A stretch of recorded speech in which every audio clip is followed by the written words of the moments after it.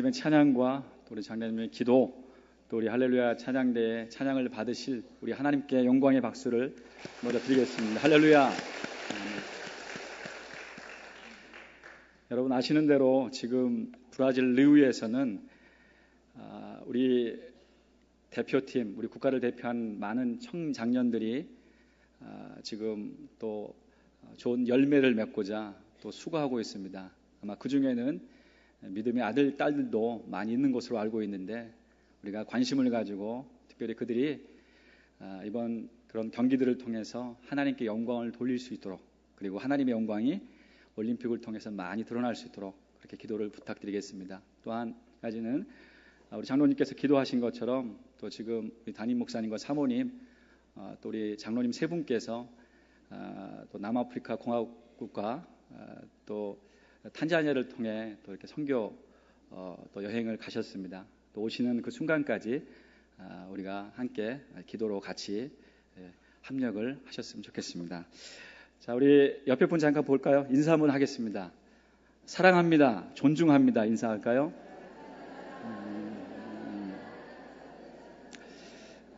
여러분, 제가 이제 일부에서도 이야기했지만 이 시대가 상대방을 존중하는 또 존경하는 그 마음이 많이 사라졌습니다.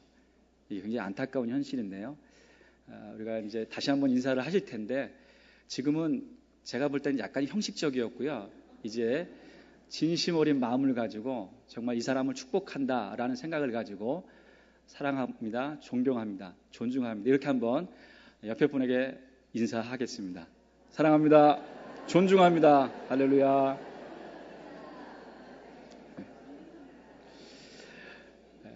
오늘날 우리 사회는 어떻게 보면은 이웃을 낙인 찍는데 굉장히 익숙해져 있습니다.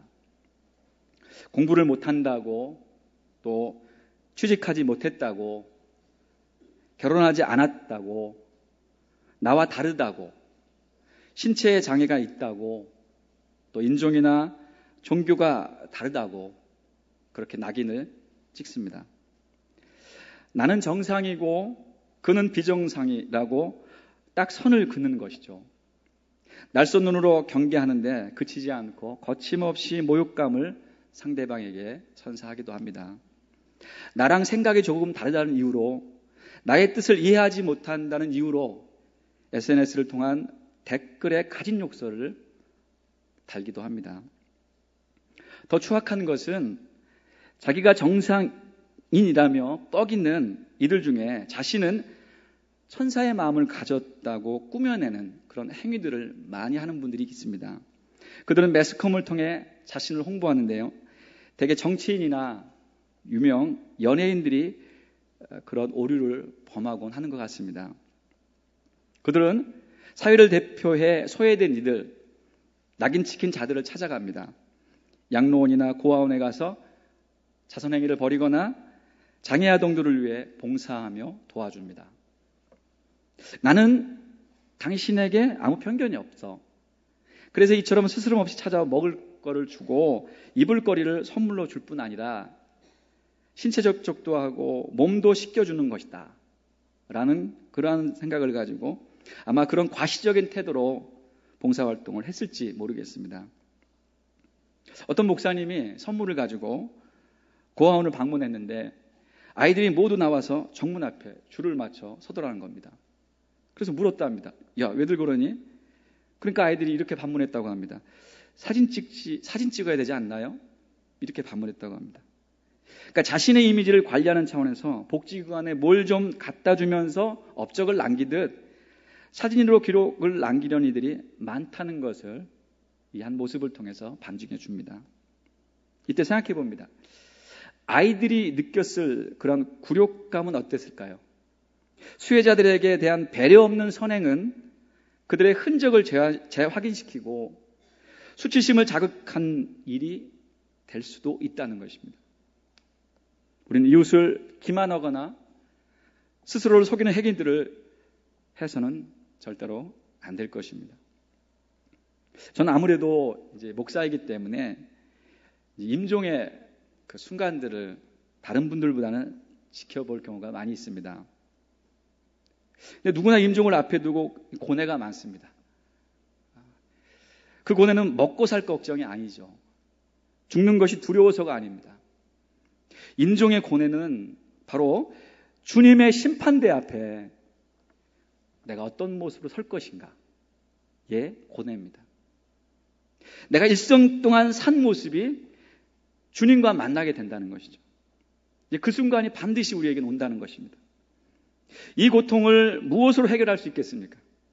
별의별 이야기를 다 하지만 다 부질없습니다. 목사인 저도 임종을 앞에 두고 계신 분들에게 뾰족히 할 말이 없는 것입니다. 예수님께서 당신을 위하여 십자가에 돌아가셨습니다. 끝까지 믿음으로 승리하시길 바랍니다. 이 한마디뿐입니다. 그런데 신기한 것은, 놀라운 것은 십자가라는 말이 나오고 그에 대한 믿음이 확인될 때 얼굴이 비로소 환하게, 임종에 가까워 둔 그 분의 얼굴이 환해져옴을 느끼게 됩니다. 그리고 다음날 연락이 옵니다. 기도를 받고 참 편하게 돌아가셨습니다. 참으로 신비스러운 현상입니다. 여러분, 십자가 아니고는 문제를 해결할 열쇠가 없습니다. 중요한 문제일수록 십자가를 우리가 생각을 해야 됩니다. 문제의 해결을 얻지 못하는 이유는 우리가 아직도 십자가의 능력을 알지 못하고 십자가 밖에서, 십자가 아닌 다른 것을 통해서 문제를 해결하려고 하기 때문 아닐까요? 바울은 그동안 자랑이 많았던 사람입니다. 빌립보서 3장 5절부터 6절의 말씀 보니까 이렇게 말하고 있습니다. 나는 8일 만에 할례를 받고 이스라엘 족속이요 베냐민 지파요 히브리인 중에 히브리인이요 율법으로는 바리새인이요 열심으로는 교회를 박해하고 율법의 의로는 흠이 없는 자라, 이렇게 말합니다. 유대 사람인 것을 자랑하죠. 선민된 것을 자랑합니다. 당시에 석학인 가말리엘 밑에서 최고의 공부를 한 사람입니다. 종파적으로는 바리새인이요 사역으로는 유대교의 교리를 대변하는 젊은 행동파로서 유대교에 반대되는 사람은 죽여야 된다고 생각하는 아주 극렬 분자였습니다. 누가요? 바울이요. 스데반 집사님이 돌로 맞아 죽는 것을 당연하게 여겼습니다. 또 다메섹에 있는 기독교인들을 끌어내기 위해서 거기까지 쫓아갔습니다. 이런 것이 바울의 자랑거리였습니다. 이렇게 자랑이 많았지만 예수를 믿고 십자가를 알게 된 후에 그 모든 자랑이 없어지고 말았습니다. 모두 덧없는 것이요, 헛된 것이요, 해로운 것이 되었다는 것이죠. 이제 다 내버리고 다 잊어버렸습니다. 남은 것은 오직 십자가만을 자랑으로 삼는다고 말합니다. 본문에 할례 얘기가 제일 먼저 나옵니다. 할례를 받은 흔적, 유대인들에겐 그것이 같은 데에 소속되어 있다는 구성원이라는 것의 증표입니다. 당시 유대인들에게는 어떤 특권과 혜택이 있었는지 모르겠지만 여러분 12절을 자세히 보면요, 뭔가 박해를 피할 수 있는 조건이 되었던 것 같습니다. 뭐가요? 할례가요. 더 중요한 것은 할례를 받았다는 흔적을 가지고 의시되며 자랑한 이들이 많이 있었다는 것이죠. 유대 크리스찬 중에. 뭐라고 할까요? 자신은 남들보다 우월하다거나 특별하다는 자의식이죠. 그런 교만함과 오만함에 빠졌던 것 같습니다. 신앙인이 특권의식이나 어떤 선민의식에 도취되어 이기적 존재가 되어서는 여러분 곤란합니다. 바울은 앞의 내용을 보면서 어떤 반응을 합니까? 완강합니다. 14절을 보니까 그리스도인이 자랑해야 할 것은 오로지 그리스도의 십자가뿐이라고 주장합니다. 십자가란 무엇입니까? 십자가란 결단입니다. 악순환을 끌어내는 희생입니다. 고통당하는 이웃에게 손을 내미는 그러한 행위죠. 열린 마음으로 타인을 반기는 그런 환대입니다. 이 모든 행동들은 어떻게 가능합니까? 그리스도의 십자가의 구원의 은혜가 너무나 크게 나에게 다가올 때, 하나님의 은총에 빚진 마음을 잊지 않을 때 이것이 가능할 것입니다. 바울은 또 이렇게 덧붙입니다. 갈라디아서 6장 14절 하반절 보니까 그리스도로 말미암아 세상이 나를 대하여 십자가에 못 박히고 내가 또한 세상을 대하여 그러하니라, 이렇게 말씀합니다. 여기서 십자가는 무엇입니까? 세상 것에 집착하지 않게 도와주는 것이라는 거죠. 우리가 믿는 붙드는 그 십자가가 세상 것에 우리의 마음을 뺏기지 않도록 도와주는 것이다, 그렇게 지금 말하고 있습니다. 갈라디아서 6장 8절을 살펴볼까요? 자기의 육체를 위하여 심는 자는 육체로부터 썩어질 것을 거두고 성령을 위하여 심는 자는 성령으로부터 영생을 거두리라. 할렐루야. 이것이 말씀의 비밀입니다. 바울은 세상을 빗대어서 썩어질 것이다 라고 표현을 자주 사용합니다. 십자가는 현실 넘어 초월적 세계로 이끌어 우리를 줍니다. 그런데 기독교에서 말하는 영생은 단순히 죽음 후에 갈 천국만으로 규결되어서는 여러분 안 된다는 것입니다. 이런 찬송 가사 아시죠? 주 예수와 동행하니 그 어디나 하늘나라. 주 예수와 동행하니 그 어디나 하늘나라. 여러분, 그렇습니다. 이미 이 땅에서 하나님과 연결되어 있고 하나님과 동행하고 있다는 사실은 우리의 삶을 이 땅에서도 풍요롭게 한다는 것입니다. 초월이란 것 역시 특수하게 황홀한 어떤 신비한 체험을 하는 것보다는 농사 짓는데 농부가 제 아무리 애쓴다 해도 하늘에서 비, 바람, 햇살을 내어 주지 않으면 결실을 맺을 수 없는 것처럼 땅의 일조차 하늘의 도우심 없이 불가능하다는 것을 깨닫게 하는 데 있습니다. 우리가 초월자, 절대자에게 의지할 수밖에 없는 존재임을 체험하는 데에서 신앙은 출발하는 것이 아닐까요? 본문 15절 말씀 보니까 할례나 무할례가 아무것도 아니로되 오직 새로 지으심을 받는 것만이 중요하니다, 이렇게 말씀합니다. 기독교의 목표는 무엇일까요? 여러분, 교회의 존재 이유가 무엇일까요? 단순화시켜서 영혼을 구원하는 일이라고, 복음을 전하는 일이라고 늘 이야기합니다. 여러분, 이것이 맞습니다. 틀린 말씀이 아니에요. 그런데 그와 더불어 우리가 소중하게 여겨야 할 것이 있다면은 교회는 새로 지으심을 받는 것입니다. 성도는, 우리 기독교의 목표는 새로 지어짐을 받는 것입니다.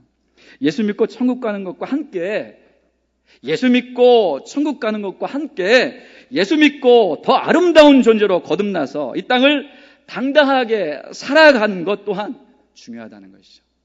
사랑하는 성도 여러분, 이 땅에서의 생활이 무시되시면 안 됩니다. 이 땅에서의 삶의 모습이 무시되면 안 됩니다. 천국은 우리에게 약속된 것이기 때문에 이젠 천국 백성으로 우리가 어떻게 살아가느냐, 이제 이 어떻게 고민을 하셔야 됩니다. 어떻게.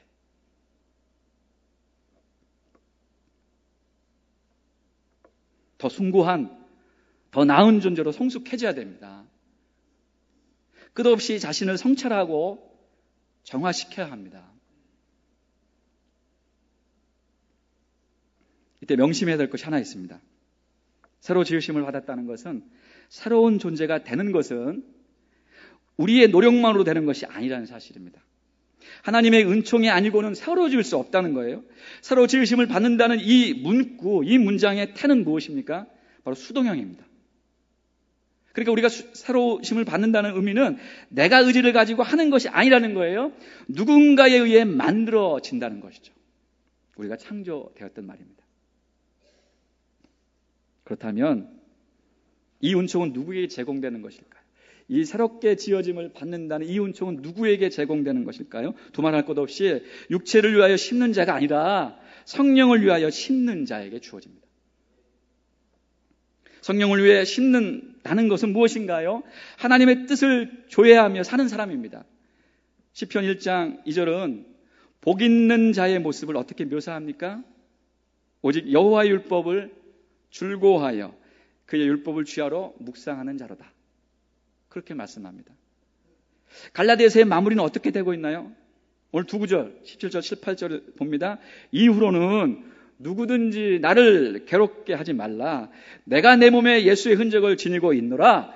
형제들아, 우리 주 예수 그리스도의 은혜가 너희 심령에 있을지어다. 아멘. 이렇게 마무리를 하고 있습니다. 갈라디아서의 마지막에서 바울은 재차 자신의 사도권을 변론합니다. 자신에게 예수의 흔적이 있으니 더 이상 사도권에 대해서 시비 걸지 말라는 겁니다.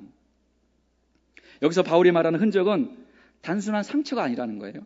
자신이 지금까지 살아온 사도의 권위를 가리킵니다.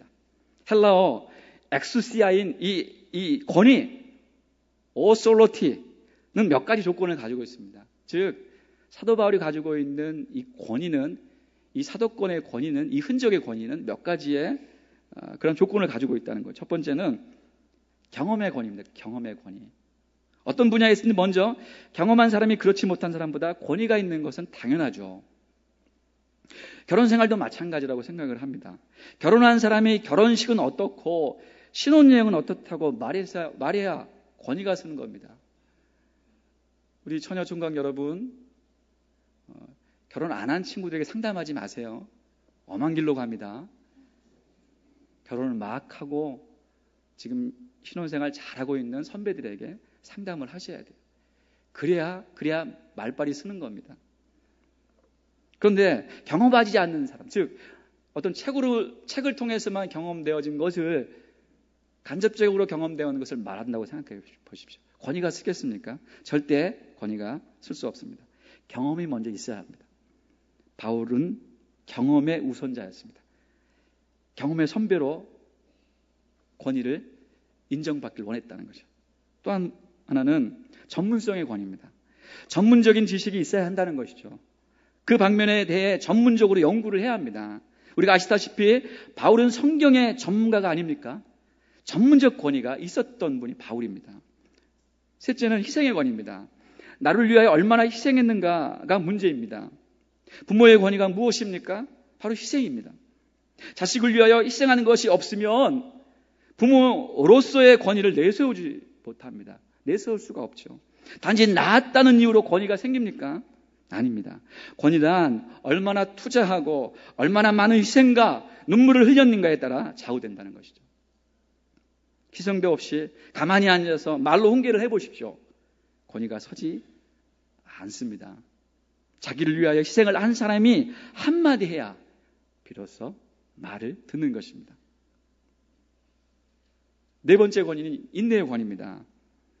고린도후서 12장 12절에 보니까 사도에 표된 것은 내가 너희 가운데서 모든 참음과 표적과 기사와 능력을 행할 것이다 라고 말씀과 같이 바울은 무던히 참았던 것 같습니다.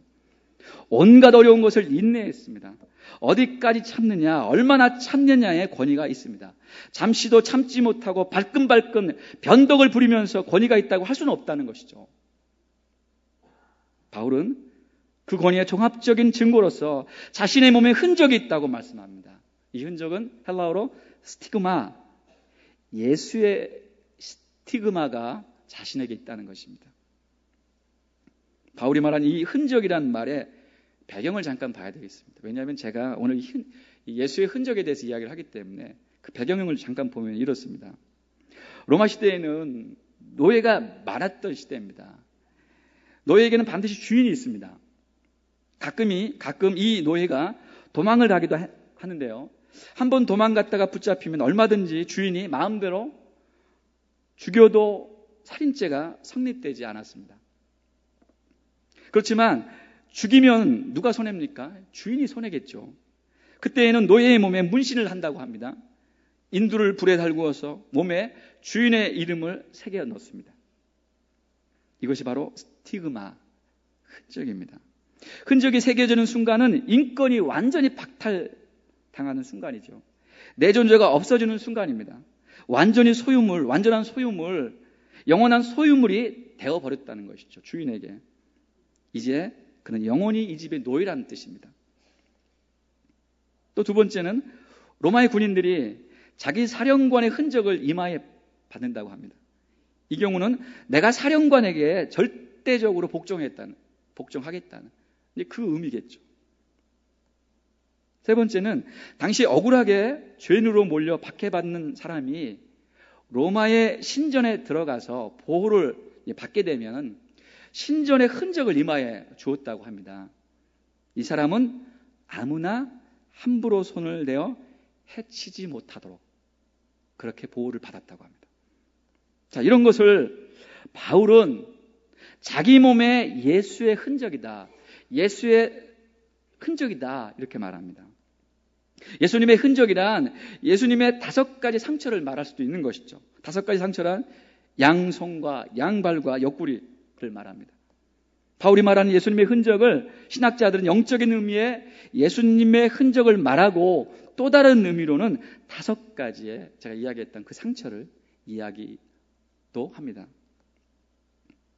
우리 자녀들이 연필로 글씨를 쓸 때 글씨를 쓰고 나서 틀린 경우 열심히 지우개로 지웁니다. 제 딸도 보니까요, 무슨 연애 편지를 쓰는 건지 썼다가 또 썼다가 지우고 썼다가 지우고 아빠가 보려고 하면 못 보게 하고 막 그러더라고요. 근데 여러분, 그때 잘 보면은 지운 글씨에 또 글자를 쓰게 되면 겹쳐 보이죠. 우리 자녀들이 글씨를 틀리면 지우지만 잘 지우지 못하여 이 겹쳐 보이듯 사람의 마음에도 흔적이 남는다는 것입니다. 과거의 삶의 흔적이 그대로 묻어난다는 것이죠. 한번 저지른 죄의 흔적은 영혼 속에 남아 죄의 권세에서 벗어날 수 없도록 만든다는 겁니다. 그러나 십자가의 보혈의 능력은 그 모든 죄를 흔적도 없이 덮어버리고 어린 양 되어 희생물 대신 예수 그리스도의 사랑만이 흔적으로 남게 한다는 것입니다. 사람들은 죄를 용서한다고 말하면서 좋은 글씨처럼 낙인 찍어버리지만 예수님의 보혈은 동이 서에서 먼 것 같이 우리의 모든 죄가를 멀리 옮기셨다는 것입니다. 그 사랑이 우리의 모든 죄를 사하고 흔적도 없이 지워버렸다는 것이죠. 다시 기억할 수 없도록 완전히 삭제하는 것입니다. 그리고 우리 죄를 팍팍 지운 바로 그 흔적만 남아있다는 것입니다. 이것이 예수님의 흔적입니다. 그래서 바울은 이렇게 말합니다. 14절 보니까 그러나 내게는 우리 주 예수 그리스도의 십자가 외에 결코 자랑할 것이 없으니 그리스도로 말미암아 세상이 나를 대하여 십자가에 못 박히고 내가 또한 세상을 대하여 그러하니라. 바울이 자랑하는 것은 바로 이 십자가입니다. 보통 사람들은 무엇을 자랑할까요? 12절에 보니까 육체의 모양을 내려 하는 자들이라고 합니다. 육체의 모양을 내려 하는 자들이라고 합니다. 그러니까 그리스도인이 되어야 구원을 받는 줄은 알고 있기 때문에 내가 교회에 다닌다고 표시는 해야겠다는 것이죠. 누가요? 유대 크리스찬들이. 그래서 그들은 할례만 하고 율법, 즉 말씀을 지키지 않습니다. 여기 계신 분들 중에 혹시 내가 교회에 다닌다고는 말하는데, 내가 신창동 교회에 다닌다고는 말하는데 말씀과는 전혀 관계없는 삶을 살고 계신 분은 없으신지요? 육체의 모양만 자랑하는 자들이 되어서는 안 됩니다. 교회에 다닌다고 다 크리스찬이 아니라는 것이죠.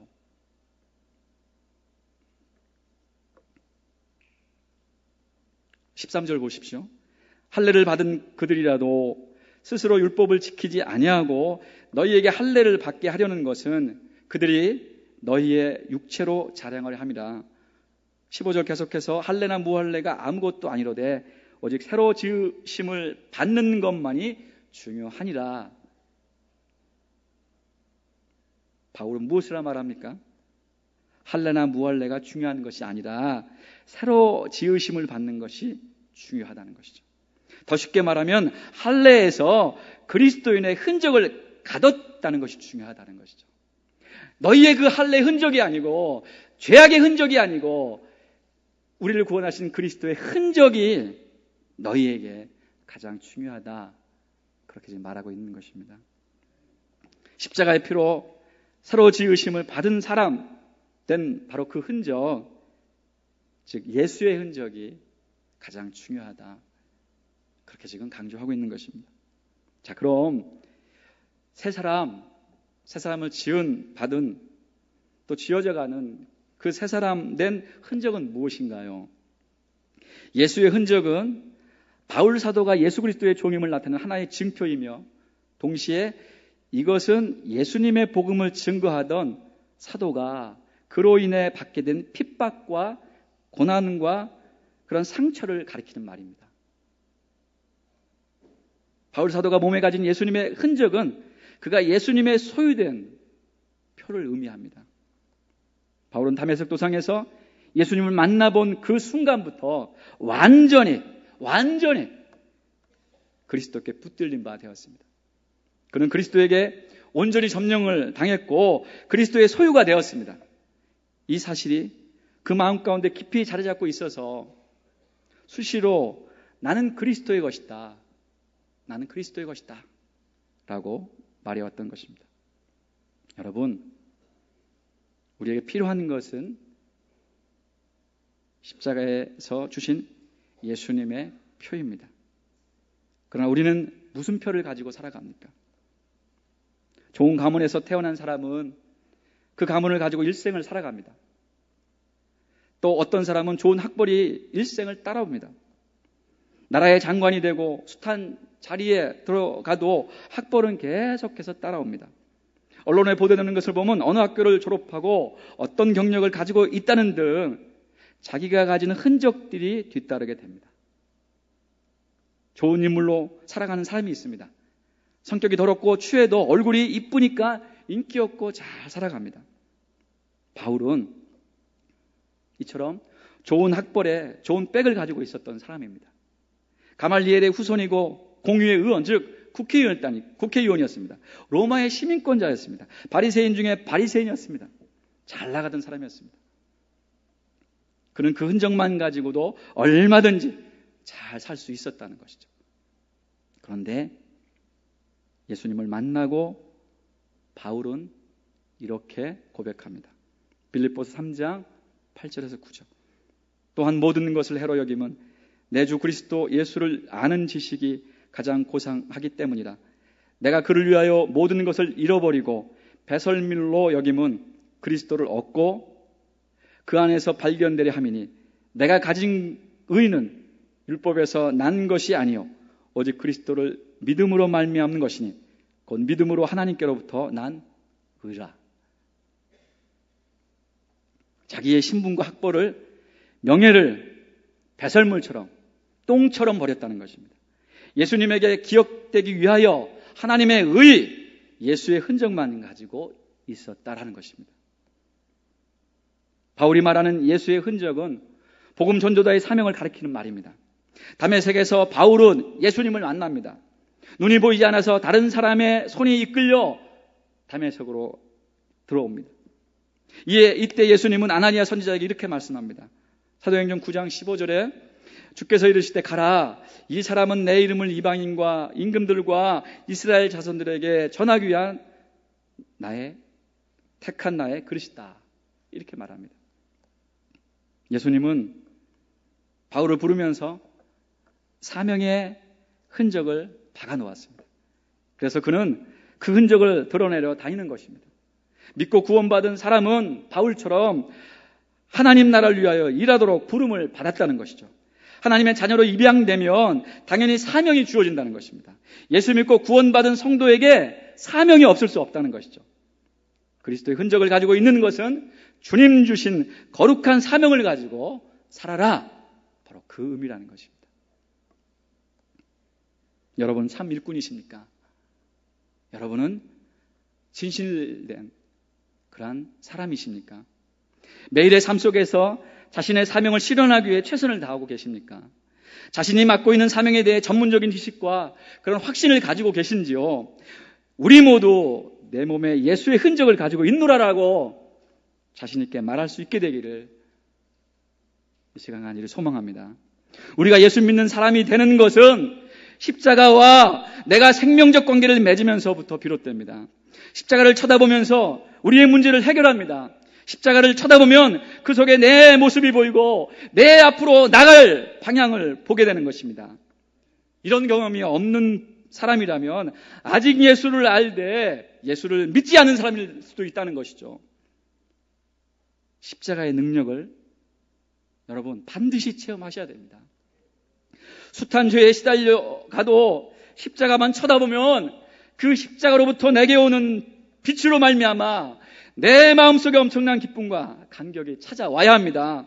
신비로운 십자가의 능력을 체험하면서부터 그리스도인이 되는 것입니다. 십자가와 나와 관계를 연결하는 것이 성령이고 그것을 바로 설명해 주는 것이 성경입니다. 성경 전체의 내용은 직접 혹은 간접적으로 증거를 들어 십자가를 설명합니다. 우리는 성경을 통하여 십자가의 은혜를 신비롭게 그렇게 깨닫게 되는 것입니다. 갈라디아서는 바울이 개척한 갈라디아 교회에 보내는 간절한 바울의 편지입니다. 가슴 벅차게 개척했던 갈라디아 교회, 그곳에 예수 그리스도의 생명과 부활을 전했지만 얼마 안 돼요.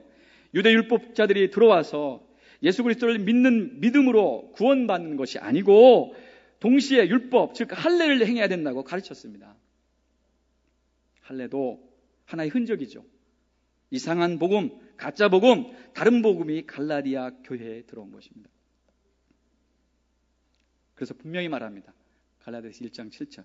다른 복음은 없나니 다만 어떤 사람들이 너희를 교란하여 그리스도의 복음을 변하게 하려 함이라. 이렇게 말하는 것입니다. 사도 바울은 예수의 흔적을 고린도후서에서 이렇게 적용합니다. 고린도후서 4장 8절에서 10절.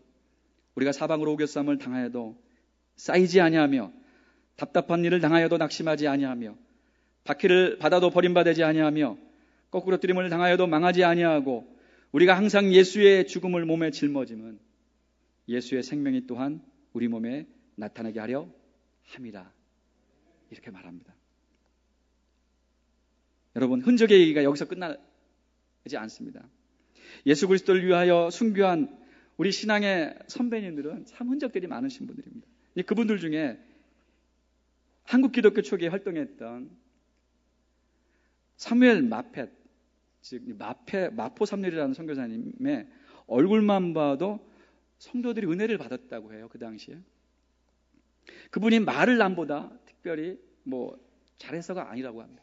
특별히 또 우월하게 잘생겼거나 그렇지 않은 분이었다고 이야기를 합니다.